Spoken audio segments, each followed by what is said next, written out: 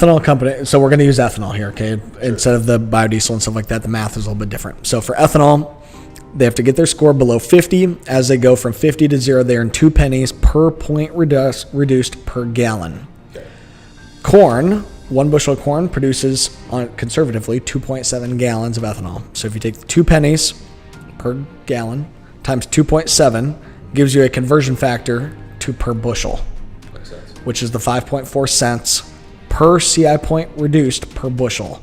That's essentially our ability to contribute to these tax credits. But the 45Z tax credit is now propped up, and we're talking about it because of the amendment that happened in the Inflation Reduction Act, which was August of 2022.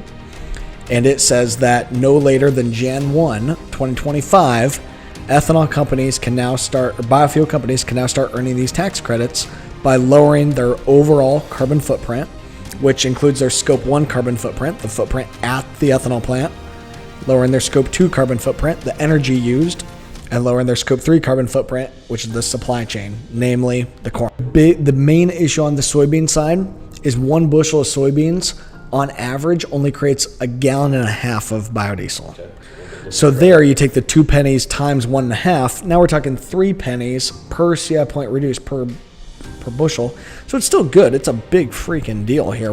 Everything we're talking about here directly applies to soybeans as well. You need to be getting your CI score for your soybeans and going through CI certification on your soybeans, just like on your corn. If it's going to a crush facility and that oil going to a refinery, big deal. It's just that the math isn't quite as exciting, but also like something's better than nothing, and the return on investment is still significant. Yeah. Like, you're still making money, whether it's on the soybean side or the corn side.